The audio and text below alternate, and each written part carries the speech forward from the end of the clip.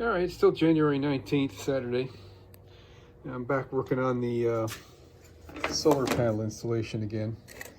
And I'm doing some tests with the screws I bought, which I'm quite impressed with. I got these, here's the part number here. Packaged by, part number, here we go. 3 Bravo Papa 807600-0100. Got these on McMaster Car, and the website says to use a number 15 drill bit. I tried with a 15 drill bit, and they just strip out. The hole's too big. Let me digress a bit here. These are thread forming screws.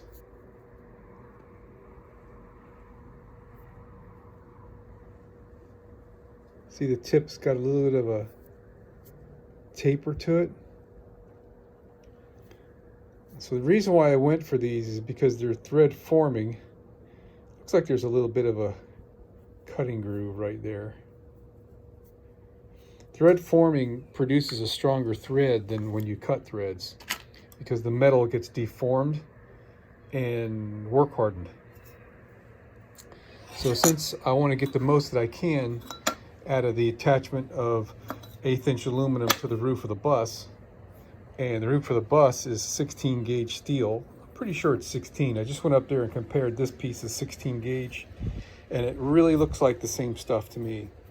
So I was using this and doing a bunch of different tests, and the nicest fit, I guess fit's the right word, drill bit is a number 19. Number 18 would probably go quite well also. 18 is just a hair bigger. Let's see what that is in thousandths of an inch. So I'm drilling at 166 thousandths, and an 18 is 169. It's 5 thousandths of an inch bigger. I was using 21, which is 5 thousandths of an inch smaller, and it was laboring just a little bit too hard. I was afraid it might break the screw. But on that, most of the area on the roof is just going to be the sheet metal, which is this stuff. But at the ribs, there's going to be a double layer, and I'm pretty sure that the ribs are also 16 gauge steel. But I got a piece of this.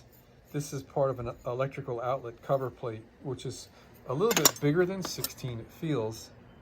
Well, maybe it's about the same. It's kind of hard to tell. But I doubled up these, and I stuck it in a vise and drilled it with the number 18 drill bit, and I was able to drive the screw in there, and it really makes a nice thread. Let me go out in the sun and show you. All right, so, I mean, every one of these, the threads are quite nice. So I'm feeling good about this.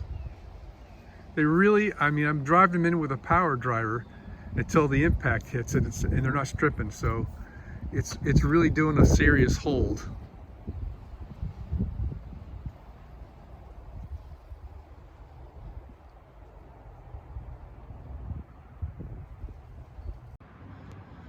All right, here we are, man. We're up on the roof and just kind of testing out how everything looks like we're gonna go.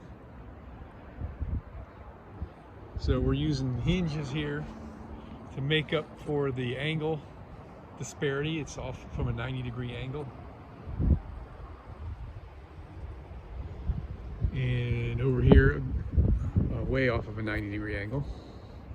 And I think this is the way we're gonna go, because with the angle facing this direction, it puts the weight over the screws. When I had the angle facing the other way, you know, the weight is like cantilevered off. So this looks like it's going to be the strongest. It's quite stable. I mean, pushing it with my hand here, it just wants to kind of stay where it is. I guess ideally, if I'd have got a 2" by 2" piece of angle here instead of a 2" by 1", it would have been better. But I didn't realize I was going to do this way until just the other day. My original plan was to put the 1-inch wide against the roof of the bus, because 1-inch would sit flat enough with some adhesive underneath it. But I wasn't feeling comfortable with that because of, you know, road vibration shaking this thing. So this I am comfortable with now. So we're basically ready to start. Gosh, I'm a little nervous. I can still adjust going further down the radius if I want to. I can go all the way down to those rivets. And what that does, the more I go down on the right side, the more space it leaves me between the panels. So that's the only decision I've got left to make, because I want enough space between the panels so I can walk down the roof. So the next step is going to be forming all this angle with the tool that I made, and go for the gusto. Alrighty then. So I made 3 of these. Let me show you how that's going to work. Those are going to be little guide tools for me to get the hinge straight. It just sits in the rain gutter, and the hinge sits on it, so I can make sure that the hinge is straight along the side of the bus. This is getting to be really exciting.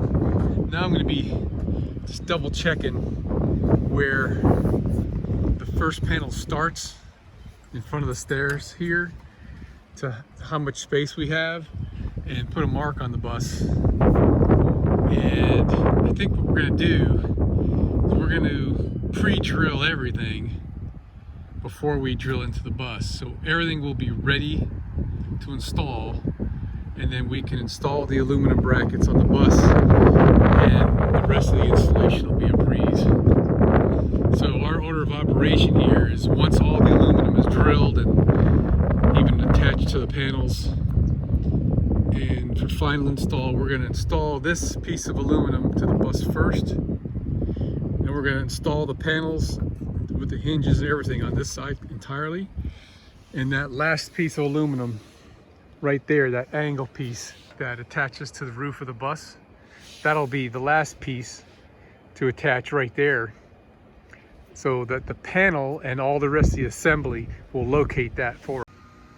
And here's how I made them. I roughed them out with a jigsaw, and then used this table and the sanding drum, and made them to fit as close as I wanted them to fit. Pretty easy work.